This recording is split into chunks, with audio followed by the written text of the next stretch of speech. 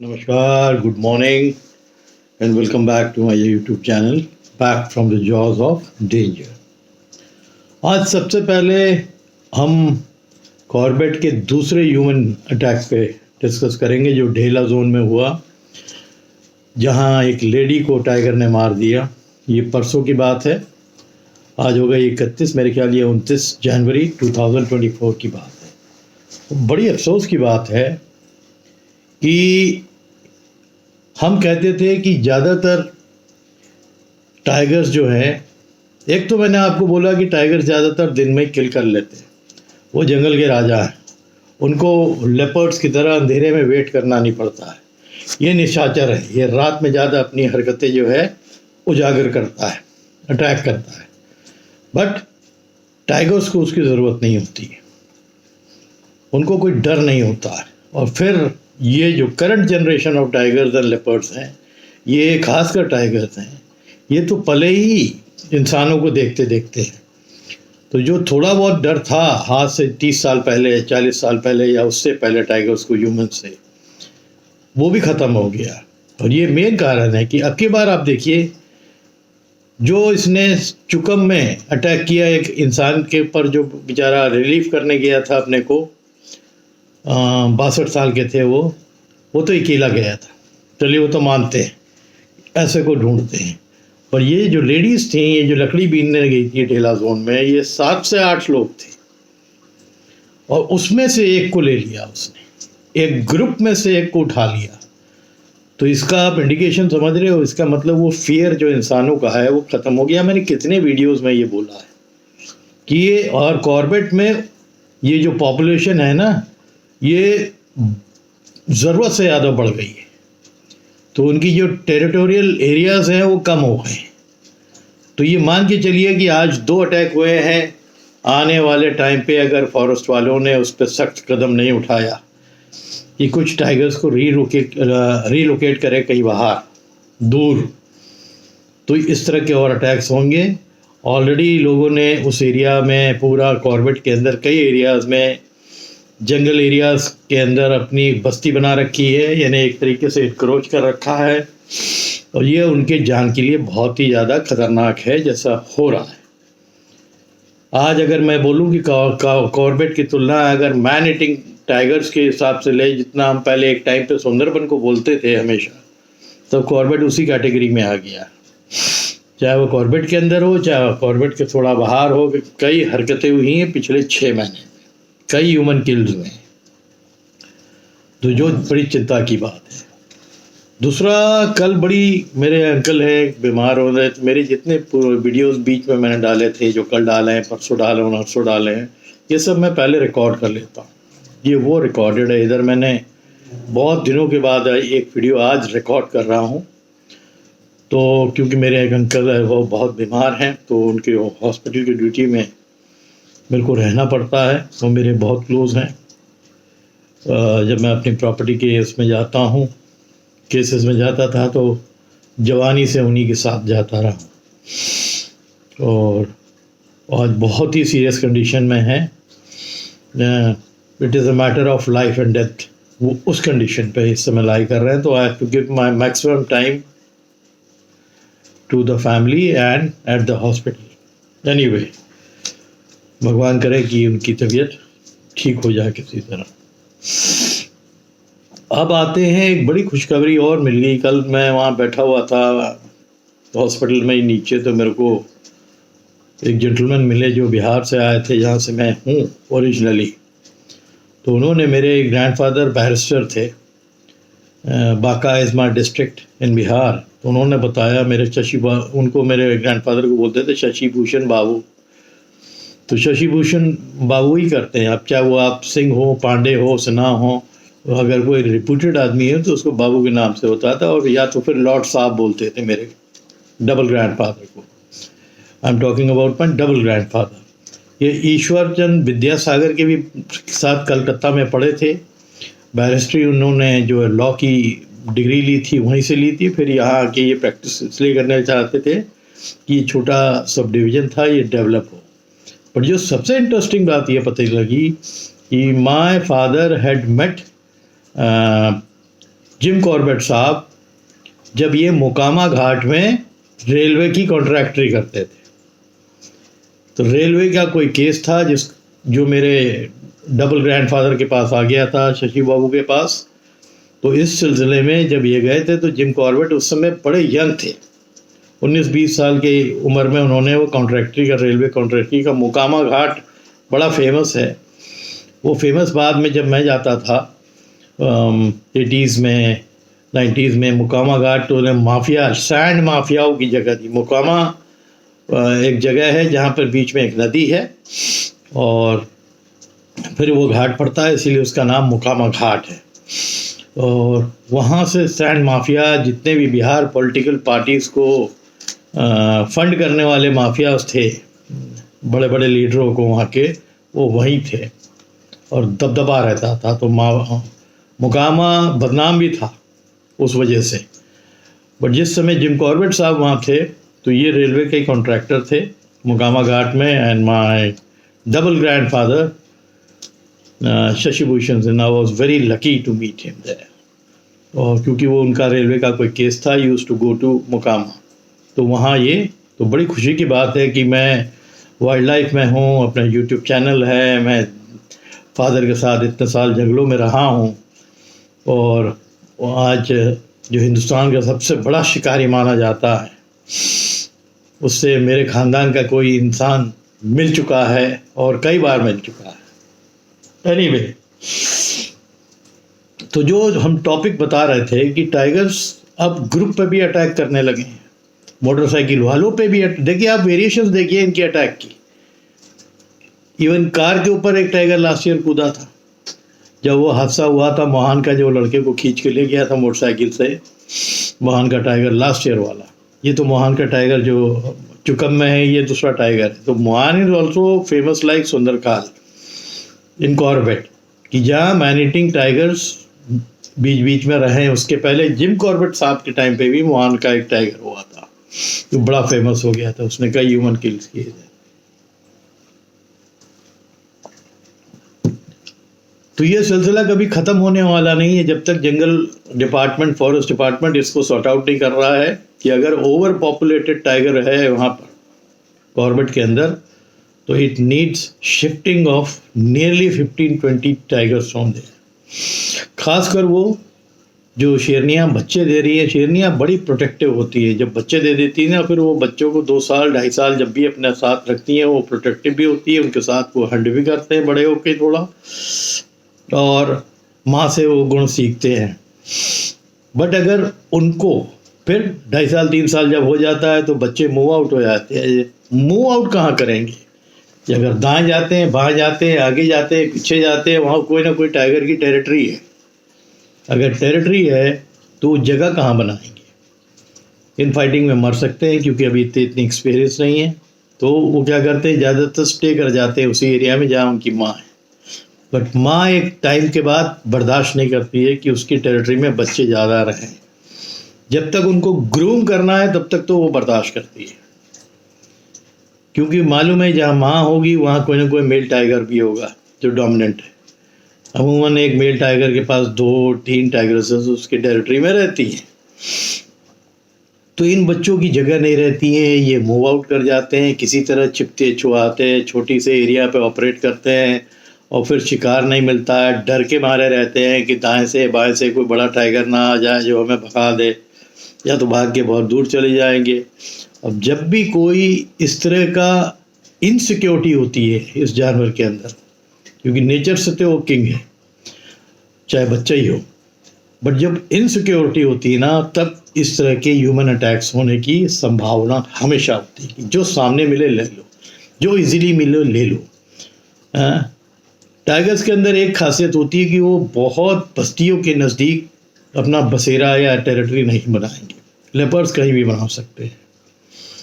तो ये भी एक प्रॉब्लम आ रही है और बहुत it is a matter of great concern कि इतने फ्रीक्वेंट ह्यूमन किलिंग्स वहाँ हो रही है जी।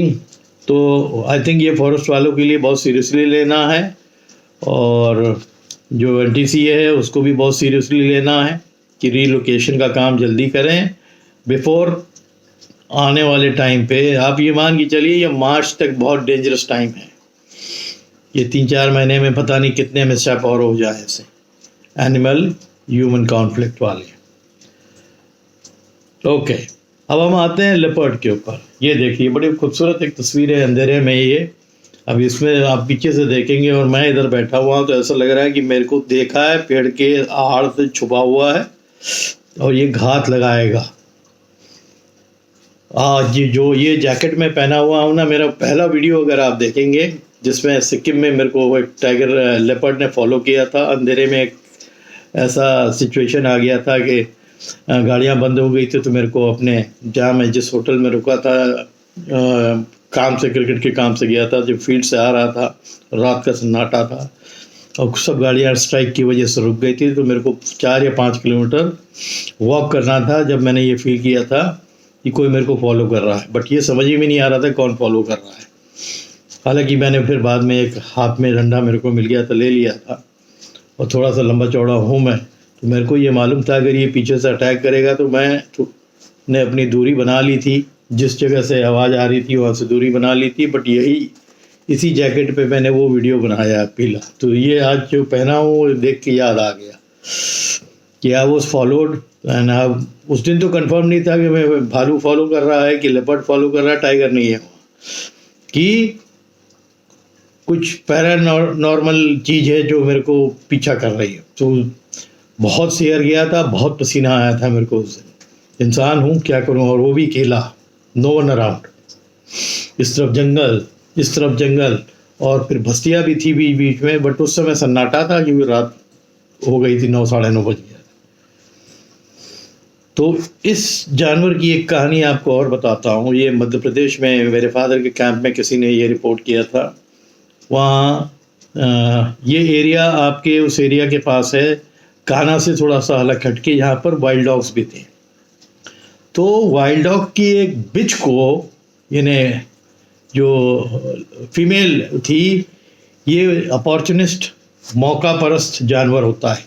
एक बार मौका मिलेगा वो झपटा। वो मेरे ख्याल से अपने झुंड से थोड़ा भटक गई थी। क्यों भटकी थी भगवान जाने, कुछ देख लिया था और वहीं ये दबोच के कहीं छुप के बैठा था ऐसे ही घात लगा के, और इसने उस बिच को 2 सेकंड में मार दिया। छोटा सा जानवर होता है, बट जब ये इसको पर लपका और आवाज़ करी ना इसने, हालांकि कोशिश लेपर्ड करता है कि अगर इस तरह का अटैक हो कि जहाँ डेंजर हो, ढोल्स को वो लोग जानते हैं, जो जंगली कुत्ते होते हैं ढोल, उसको लेपर्ड और टाइगर जानते हैं कि कितने डेंजरस है। बट वो आवाज़ हुई तो पूरे झुंड ने सुन लिया। तो वहाँ फॉरेस्ट डिपार्टमेंट ने एक दीवार बना रखी थी, कोई चीज़ कंस्ट्रक्ट होने वाली थी, वो दीवार अधूरी पड़ी हुई थी। तो जब इसने छोड़ा तो उस बिच को इसने नीचे छोड़ दिया, वो दीवार के ऊपर कूद गया। वो 8-10 फीट ऊंची दीवार थी, उस पर बैठ गया। और लोगों ने बताया कि रात भर, वो करीब 18-20 थे। अनफॉर्चुनेटली वो कुतिया थोड़ी सी अलग हो गई होगी। इसको मैंने हमेशा बोला कि ये तो मौके की ताक में रहता कि किसी को दबोचे। एंड डॉग्स लेपर्ड के हमेशा से फेवरेट फूड रहे हैं। वो उसको दबोच के मार दिया था, बट खा नहीं पाया था, तब तक ये डॉग्स आ गए थे। अब दीवार छोटी सी थी, बट वो इतने चालाक थे कुत्ते कि दोनों तरफ से आके बैठ गए। 8-10 इधर बैठ गए, 8-10 इधर बैठ गए गुस्से में, और कूद रहे हैं उसकी तरफ पकड़ने के लिए। पर वो इतनी ऊंची थी जहाँ लेपर्ड बैठा था। लेपर्ड भी ये समझ गया था कि अगल बगल कोई पेड़ भी नहीं है कि मैं भाग के चढ़ जाऊं। तो वो दीवार पे बैठा रहा। और ये शाम की बात है, 6:30-7 बजे की बात है। रात भर इस लेपर्ड को उन्होंने उतरने नहीं दिया। जब दूसरे दिन सुबह हुई और कुछ लोगों की आने की आवाज़ आई, जो काम करते थे जंगल में, फॉरेस्टर्स, या जो अगल बगल गांव के लोग थे, उनकी आवाज़ आई, तो ये कुत्ते चितरे और फिर वहाँ से दीवार छोड़ के भाग गए। तब ये जल्दी से उतरा। इसने जो बिच नीचे मरी पड़ी हुई थी रात भर से, उसको उठाया और उठा के फिर एक पेड़ जो भी सामने थोड़ा दौड़ के गया। आप यकीन नहीं मान सकते हैं कि इस जानवर के अंदर, इसके जॉ में और बॉडी के अंदर कितनी ताकत होती है। मैंने कल सोशल मीडिया में एक वीडियो देखा मध्य प्रदेश का, जिसमें एक जर्मन शेपर्ड अपनी गैलरी में सो रहा था। इसके पहले मैंने दो बताया कि जब मैं किशनपुर जाता था, जिस रिसोर्ट में रहता था, उनके मालिक के दो जर्मन शेपर्ड उठा के ले गया और 8 फीट की दीवार थी जिसमें करंट दौड़ता था, उसको ही न्यू इट, और ले के जर्मन शेपर्ड जैसा बहुत छोटा कुत्ता भी नहीं होता है, वो ले के कुत्ते को ऐसा भागा जैसे, और फिर कहीं ये भी नहीं कि ड्रैग करते हो, वो लिटरली ऐसे हैंग करते हुए ले जाते हैं, यानी जबड़े में पकड़ लेते हैं और फिर वो लटके लटके बस थोड़ा पैर का हिस्सा नीचे ज़मीन पे लगता रहता है कुत्ते का, बाकी नहीं हो तो अच्छा ग्रिप पकड़ लिया तो बिल्कुल उठा के ले जाते हैं। तो उसमें ये साफ साफ है, अगर हो सकता है आप लोग ने भी वो देखा हो, ये कल या परसों की बात है कि वो बेचारा सो रहा था अपने मैट को, जो मालिक ने उनके मैट दिया था वहाँ पर, और ये चुपचाप आया उठा के, और जो गैलरी की वॉल थी उससे नीचे जो लॉन था काफ़ी नीचे था, फट से नीचे कूदा और फिर खींच के जंगल के अंदर ले गया। तब तक दिखाते हैं इसका मालिक भी शायद होगा उसी कमरे में जिसका भी वो जर्मन शेपर्ड था, वो भागा भी, बट तब तक ये निकल गया उसको लेके। इतनी तेज़ी से भागा कि आप कल्पना करना मुश्किल होता है कि अगर वो डॉग का वेट कुछ नहीं होगा, 20 किलो 25 किलो भी होगा, तो 20 किलो भी अगर होगा तो ये छोटा मोटा वेट नहीं होता। बट इस जानवर की जो स्ट्रेंथ है ना, आप कल्पना नहीं कर सकते। इसीलिए मेरे फादर हमेशा बोलते थे कि लेपर्ड्स को ढूंढना और मारना बहुत मुश्किल है, ये दिखेंगे नहीं, छोटी छोटी जगह में अपने को ऐसे छुपा लेंगे। टाइगर्स अपने को शो ऑफ करता है, आके शो ऑफ कर लेता है, क्योंकि वो डरता नहीं किसी चीज़ से। इंसानों से पहले डरता था, अब तो आज की जनरेशन पे तो अब उसका डर भी ख़त्म हो गया। This is the only reason कि अब मैन के ऊपर अटैक भी ज़्यादा चालू हो गए टाइगर्स के, क्योंकि वो दिन पे ही घूम के मार देता है। पर ये निशाचर है, यानी रात को घूम के शिकार करने वाला जानवर, और ताकता रहता है। कभी कुत्ता उठाएगा, आए दिन आप उत्तराखंड में सुनेंगे कि लेपर्ड ने इधर मार दिया उधर मार दिया, और बहुत बड़ी मात्रा में वहाँ लेपर्ड्स हैं। अगर हम लेपर्ड्स की पॉपुलेशन ले तो इट इज़ एस्टिमेटेड कि 12,000 से 14,000 के बीच में इंडिया में इस समय लेपर्ड्स हैं। तो टाइगर के कंपैरिजन में अगर हम टाइगर्स को अगर मान भी लें कि चलिए हमारे पास इस समय 5,500 के आसपास भी आ गए हैं, हालांकि फिगर तो वो नहीं बता रहे, 3,700 800 बताते हैं ऑफिशियल फिगर, तो मैं मान रहा हूँ 5,000 भी हैं जो ट्रैप्स पे नहीं आए हैं जहाँ वो रिकॉर्डेड हो जाए। तो कितनी मात्रा कम है, कहाँ 5,000 है और कहाँ 12,000 14,000 है, तिगना कम से कम, और उतने ही कनिंग, क्योंकि पेड़ों पे छुपते हैं, बस्तियों पे अपना जो है निगाह हमेशा रखते हैं, क्योंकि वहाँ से छोटे शिकार इनको बहुत मिलते हैं। आपने बहुत कम देखा होगा कि इंडियन जंगल्स के अंदर, पहले तो होता था, आजकल के टाइम पे बिकॉज टाइगर से बहुत डरते हैं, जिस फॉरेस्ट में टाइगर्स हैं वहाँ पर आपको लेपर्ड जंगल के अंदर शिकार करता जल्दी नहीं मिलेगा, क्योंकि उनको हमेशा ये डर रहता है कि कहीं टाइगर ने देख लिया तो आगे पकड़ लेगा। तो ये बस्तियों की तरफ चले जाते हैं, इनको मालूम है कि बस्तियों की तरफ टाइगर जल्दी नहीं जाएगा। फिर घात लगा कि जो भी अटैक करा, छोटा बच्चा मिल गया, बकरी मिल गई, कुत्ता मिल गया, गैया की बच्ची मिल गई, कभी कभी बड़े पे भी अटैक कर देते हैं, पतली दुबली अगर गाय है बड़ी उस पर भी अटैक किया। हाल में ये सुंदरखाल में एक गाय को मारा है, अभी 3-4 दिन पहले मैं सोशल मीडिया में देख रहा था। तो ये नॉर्मल है, ये इनका बिहेवियर है, ये पैदा हुए हैं अटैक करके मारने के लिए, बट इनकी बड़ी डिफ़िकल्ट लाइफ भी है। बहुत अटैक्स चाहते हुए नहीं मिल पाते हैं, कुछ ना कुछ गड़बड़ हो जाती है। इसीलिए एक कहावत है, ऑन एन एवरेज एक लेपर्ड या टाइगर के लिए तो और मुश्किल है कि और लहीम सहीम है शरीर से, कि 10-12 अटैम्प्ट में एक पे सक्सेसफुल होता है। तो कोशिश वही करता है टाइगर कि वो बड़ा शिकार करे, ये कोशिश करता है कि इसको जो भी मिल जाए, मुर्गा भी मिल जाएगा तो मार देगा, बड़ा मुर्गा मिल जाएगा उतना मांस करेगा, फिर इंतज़ार करेगा कि कुछ छोटा और मिल जाए उसको मार देगा, हिरन का कुछ बच्चा मिल गया उसको मार देगा। तो ये बहुत बड़ी शिकार के चक्कर में, क्योंकि ही नोस, ये इतना इंटेलिजेंट जानवर है कि इसको मालूम है कि इसके पास शरीर बहुत ताकतवर नहीं है, ताकत जरूर है उसके हिसाब से, बट टाइगर की तरह ताकत नहीं है। कि खींच के ले जाए 3-4 किलोमीटर अंदर और फिर खा ले। मेरे फादर के टाइम पे कितने केसेस होते थे। और मेरे फादर के बारे में दूसरी चीज़ और बता रहा हूँ कि जो एमपी के कई रजवाड़े थे उस समय, जब कैंप्स लगते थे तो अक्सर उनको मालूम होता था कि ड्रिलिंग चल रही है यहाँ कोयले की, यहाँ लोहे की। तो इवन जो मार्तंड सिंह थे, महाराजा और रीवा, ही न्यू माई फादर। और एक किस्सा मैंने बताया था कि हमारे जो 2 बटलर्स थे हमारे फादर के खानसामे, जिन्होंने टाइगर के 3 बच्चे चुपचाप पेड़ के ऊपर चढ़ के चुरा लिए थे, तो वो बच्चे जो थे महाराज रीवा को ही मेरे फादर ने दिया था। पहले ये था कि फॉरेस्ट डिपार्टमेंट को दे दें, फिर क्योंकि उस समय वो कंजर्वेशन पे आ गए थे तो महाराज रीवा को फोर्ट में मैं रीवा में गया हूँ। कई टाइगर्स नीचे एक बड़ा था उसमें टाइगर्स उन्होंने रखे हुए थे, बहुत छोटा सा था, तो मेरे को याद है वो। तो वो ही न्यू माई फादर। 1-2 और जो राजा महाराजा थे एमपी के, वो मेरे फादर को जानते थे एंड दे न्यू कि मेरे फादर हंटिंग में भी अच्छे हैं और एक हाथ से हंटिंग करते हैं। तो दैट वाज अ क्रेडिट, जो वो लोग भी बोलते थे कि बहुत दिलेरी की बात है कि आप एक हाथ से करते हो, और hunting is different, shooting is different. एक हाथ से जाके शूटिंग क्लब में मार लेना और जंगल के अंदर जंगली जानवर और ख़तरनाक मैनिटर्स के बीच में रह के मारना with one hand, so it is creditable. I am proud of my father. मैं बहुत छोटा था, I could not assist, otherwise मेरी जो थोड़ी हैबिट थी वो बिल्कुल फादर को देख देख के शिकार में कितनी बार बच्चे घबरा जाते हैं फायर की आवाज़ सुन के, मेरे को वो फीलिंग कभी नहीं आती थी।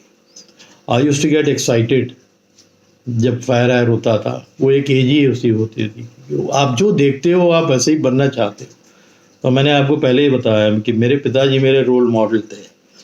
तो बहुत सी चीज़ ऐसी थी कि जो उनको मैं छोटा था एक्सप्रेस नहीं कर पाया, बट जैसे जैसे मैं बड़ा हुआ, when we started going to tour together, या हमारी जो प्रॉपर्टी का केस चल रहा था वहाँ हम जाते थे, दिनों दिन रहते थे एक साथ एक कमरे में, बहुत डिस्कशंस होती थी। बहुत से ऐसे किस्से उन्होंने बताए जो छुपन में मैंने देखे भी थे, याद नहीं थे, बट वो याद आ गए, तो मैं डायरी पे पट से नोट कर लेता था।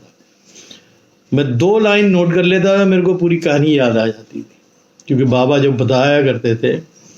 और किसी चीज़ में, पढ़ाई में बहुत ज़्यादा इंटरेस्ट नहीं था, but I was good in studies, but मेरे को इंटरेस्ट नहीं था कभी। फिर स्पोर्ट्स में आया, बहुत लेट जब आया, सक्सेसफुल हुआ, इंजरीज की वजह से बाहर हुआ। तो मैंने अप्स एंड डाउन्स लाइफ में बहुत देखे हैं, वो सभी को देखना पड़ता है। कोशिश सबको करना है, बगैर कोशिश कुछ भी सफलता मिलती नहीं है। वो मैंने भी की और हासिल करी। आज क्रिकेट भी खेला, क्रिकेट की इतनी बड़ी एकेडमी है कि ना केवल इंडिया के बाहर के स्टूडेंट्स भी, इवन नाउ जब बहुत बच्चे मैंने छाड़ दिए हैं, उसके अलावा भी अभी भी नेपाल से बच्चे हैं, और शायद इस गर्मियों में बाहर के कुछ बच्चे और भी आएंगे। तो देखते हैं, उम्मीद कर रहा हूँ। तो आज का मैं वीडियो यहीं एंड कर रहा हूँ, क्योंकि आज छोटे छोटे से टॉपिक्स एंड फैक्ट्स हैं जिसके बारे में मैं बता रहा था। और दूसरा जो टाइग्रेसेस होती हैं, ये भी मैं बताना चाहता हूँ। जब पोचर्स उनके कब्ज को चुरा लेते हैं या नुकसान कर देते हैं, लालच इतनी ख़राब चीज़ होती है कि पोचर्स को हमने सुना है बच्चों को भी मारते हुए। अब 7-8 महीने का बच्चा, 8 महीने का बच्चा या 1 साल का बच्चा, वो बच्चा काफ़ी बड़ा हो जाता साइज में, तो उसकी चमड़ी के चक्कर में उसको भी मार देते हैं। जो कहानी मैंने आपको बताई थी कि मुरादाबाद तक एक चली गई थी टाइग्रेस, कॉर्बेट के नीचे जो जंगल है वहाँ से 500 किलोमीटर का एक चक्कर लगाई थी अपने बच्चों को ढूंढने में। Then she became an monitor. उसका गुस्सा इंसानों में निकलने लगा, क्योंकि शी न्यू कि इंसानों ने उसके बच्चों को गायब किया है। तो कहते हैं जब मैन ईटर होता है ना, टाइग्रेसेस ज़्यादा होती हैं, और उसका मूल कारण उनके बच्चों का गायब होना होता है। चाहे दूसरे टाइगर्स मार दें या इंसान मार के पोंछ करके ले जाए, फिर टाइगर्स की मात्रा उस हिसाब से कम है। तो वो भी एक दिन डिस्कशन करेंगे पूरा बैठ के, क्योंकि मेरे फादर के टाइम से ही होता था कि यहाँ मार दिया। ये टाइगर कम थे, टाइग्रेसेस ज़्यादा होती थी। तो जब बच्चे इनके साथ होते हैं ना, they are very, tigresses are very aggressive, बहुत एग्रेसिव रहती हैं। वो ओवर प्रोटेक्शन के चक्कर में अपने बच्चों ठीक है, तो आज के लिए इतना ही, और उम्मीद करता हूँ कि ये थोड़ा इन्फॉर्मेटिव वीडियो है। मैं तो जंगल में बैठ के घूम नहीं रहा हूँ, शेर नहीं दिखा रहा हूँ, पंजे नहीं दिखा रहा हूँ कि किसी ह्यूमन डेथ हो रही है कि सब वहीं पर सब पहुँचे जा रहे हैं। मेरे पास वो उतना टाइम भी नहीं है, because I live in Lucknow, और मैं बीच बीच में जाता रहता हूँ, और मेरे पास अपनी खुद की कहानी है, तो I don't need to go anywhere. मेरा काम है रहूं, थोड़ा सा उसकी जंगल की फीलिंग देने के लिए मैंने इस तरह के पोस्टर्स बनाए, so that when I am sitting you can get a feel of jungle along with my body. These posters support me. आज के लिए इतना ही। आप लोग खूब हेल्दी रहिए और तगड़े से रहिए। Thank you.